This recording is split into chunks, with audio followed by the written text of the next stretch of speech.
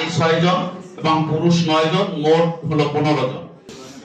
সচেতন নাগরিক কমিটি সনাক পটুয়াখালী কর্তৃক আয়োজিত আজকের এই সনাক পরিবারের মিলন মেলা, আমি এটাকে অভিজ্ঞতা বিনিময় থেকে মিলন মেলা বলতে আগ্রহী বেশি। আমরা এখানে আমাদের শ্রদ্ধাভাজন সনাক সভাপতি সহ সনাকের সাবেক সভাপতিবৃন্দ, সনাকের সহ সভাপতিবৃন্দ আছেন, এখানে আমাদের সনাকের শ্রদ্ধাভাজন সদস্যবৃন্দ আছেন, ইএসএ সাবেক দলনেতারা, বর্তমান দলনেতা, সহ দলনেতা, ইএসএ সদস্যবৃন্দ, আমাদের এসিতে যারা আছেন সমন্বয়করা, সহ সমন্বয়করা এবং এসি সম্মানিত সদস্যবৃন্দ, আমার সহকর্মীবৃন্দ, প্রত্যেককে শুভেচ্ছা জানাচ্ছি, স্বাগত জানাচ্ছি এবং কৃতজ্ঞতা জানাচ্ছি একই সাথে যে আমরা আজকে শুক্রবার এখানে এসেছি। একটা বন্ধের দিন, পরিবারে অনেক কাজ থাকে, এক সপ্তাহে আমরা প্রত্যেকে পেশাজীবী মানুষ, সুতরাং আমরা পেশাগত কারণে ব্যস্ত থাকার পরে একটি দিন যেখানে আমাদের ছুটির দিন থাকার কথা, আসলে জীবনে ছুটি বলে কিছু নাই, তাই না? এই জন্যই আমরা ছুটে বেড়াই। আমি আমার ব্যক্তিগতভাবে 2 মাস প্রায় বাইরে, আমি সভাপতি মহোদয়ের কাছে বলছিলাম যে গত সপ্তাহে শুক্র শনি আমাকে সাতক্ষীরা এবং খুলনাতে থাকতে হয়েছে, সুতরাং দিনের পর দিন এভাবে আমাদের চলতে হয়। আমি বললাম এই কারণে আপনাদের প্রতি কৃতজ্ঞতা, আপনারা এতক্ষণ যে আলোচনাগুলো করলেন, এত চমৎকার চমৎকার আলোচনা, এত চমৎকার চমৎকার কথা আপনারা বললেন, এত ভালো কথা আমি এত ভালোভাবে বলতে পারি না সত্যিকার অর্থে। সুতরাং আপনাদের কাছ থেকে আমি যেটি সবসময় বলি যে আমি 45টি অঞ্চলে আমাদের শ্রদ্ধাভাজন সনাক সদস্য, ইএস এবং আমাদের এসিজি সদস্যদের কাছ থেকে আমি প্রতিনিয়ত শিখি। এই যে শেখার জায়গা থেকে আমরা সবাই জানি যে আমরা একটি অন্ধকারের মধ্যে বসবাস করছি, সুতরাং সেই অন্ধকার থেকে আলো জ্বালানোর যে প্রত্যয়, সেই প্রত্যয় নিয়ে আমরা কাজ করছি। অনেকগুলো প্রশ্ন আসছে, যে প্রশ্নগুলো থেকে আমার আলোচনা কিছু খোরাক জুগিয়েছে, সেই আলোচনাগুলো নিশ্চয়ই আমি প্রশ্নের উত্তর দিব। আপনাদের যে সীমাবদ্ধতাগুলো আপনারা চিহ্নিত করেছেন, কিভাবে আমরা সীমাবদ্ধতা থেকে উত্তরণ করতে পারি, সেটি নিয়ে আমাদের আজকের এই কর্মসূচির পরে আমরা একটি কর্ম পরিকল্পনা করব।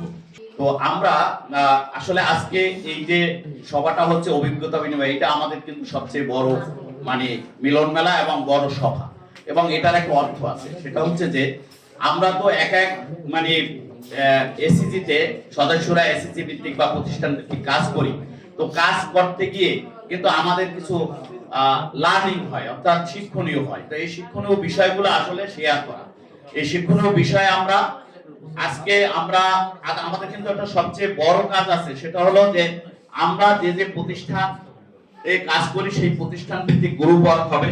সেখানে আমরা এসিজি ভিত্তিক কাজ করতে গিয়ে ওই প্রতিষ্ঠান ভিত্তিক কাজ করতে গিয়ে কি আমরা আসলে মানে বাধার সম্মুখীন হয়েছে, সেগুলো আমরা উঠে নিয়ে আসবো এবং সেই বাধাগুলো দূর করার জন্য আমাদের পদক্ষেপ কি হবে, এবং টোটাল সার্বিকভাবে দুর্নীতি বিরোধী আন্দোলন করতে গিয়ে আমরা কি ধরনের বাধার সম্মুখীন হব এবং হচ্ছি, আর সেই বাধাগুলো কিভাবে আসলে সমাধান করব, এবং সেটারও পরামর্শ আজকে আপনারা দিবেন।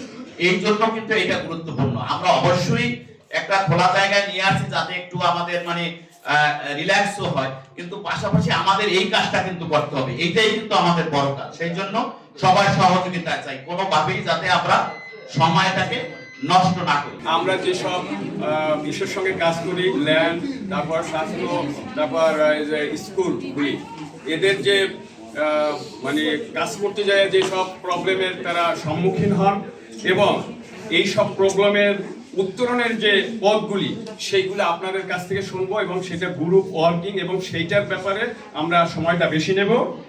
আমি আপনাদের কাছে একটা জিনিস বলতে চাই যে আমাদের যে এই আন্দোলনটা, এই দুর্নীতি বিরোধী আন্দোলনটা কিন্তু বাংলাদেশের প্রেক্ষাপটে একটা চ্যালেঞ্জিং জিনিস, খুব চ্যালেঞ্জিং।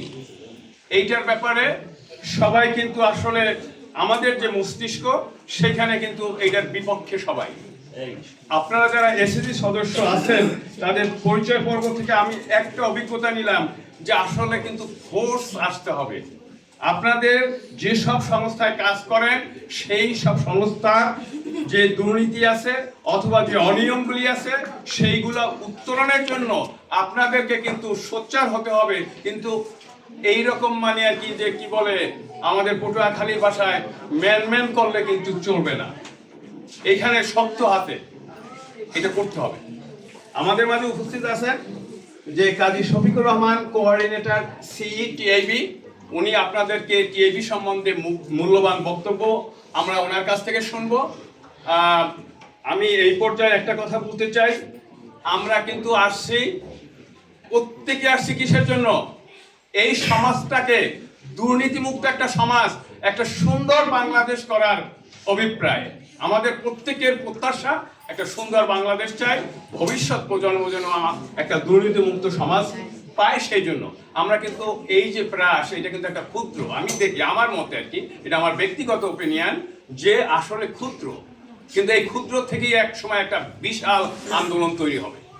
আপনারা এই আন্দোলনটা আজকে শুরু, এটা কিন্তু এক সময় বিরাট পর্যায়ে চলে যাবে।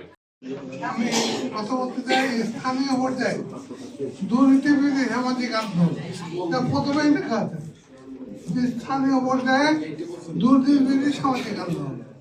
পটুয়াখালী জেলাতে শহরে 16 থেকে 18টা নার্সিং ইনস্টিটিউট গড়ে উঠছে। নার্সিং ইনস্টিটিউট, এই ইনস্টিটিউটের লেখাপড়ায় 40% আর 60% বাকি। এই 40% যে নেই তারা প্রকৃত শিক্ষক না, তারা অন্য সাবজেক্টের শিক্ষক কিন্তু দেয়। এরা পাস করে কি করে? নার্সিং ইনস্টিটিউট নাই সরকারি, সেখানে পরীক্ষা দেয়, টাকার বিনিময়ে নকল করার সুযোগ দেয়, পাস করে দেয়। আমাদের উদ্দেশ্য ছিল সরকারের বৈদেশিক মুদ্রা অর্জন।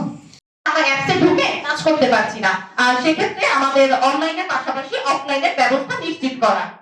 পরবর্তীতে আছে গুরুত্ব সহকারে গণশুনানির ব্যবস্থা করা। গণশুনানি আমরা যখন করতে চাই, কর্তৃপক্ষের সাথে কথা বলি, আর তারা বিভিন্ন সময় পিছিয়ে দেয়, আমাদের স্টাফ নাই, জনবলের সমস্যা, আমাদের সময় নেই, ডাক্তাররা নেই। এই সমস্যাটা গুরুত্ব সহকারে দেখা উচিত। গণশুনানিটাকে পিছিয়ে না দিয়ে সেটাকে দ্রুত যাতে করা যায় সেই ব্যবস্থা গ্রহণ করা, নিশ্চিত করা। ডাক্তার ও স্টাফদের উপস্থিতি নিশ্চিত করা। ডাক্তার ও স্টাফ যারা থাকে, আমরা সবসময় গেলে কিন্তু আমরা পাই না, আমরা কি কর্তৃপক্ষের সাথে কথা বলি যে তত্ত্বাবধায়কের কাছে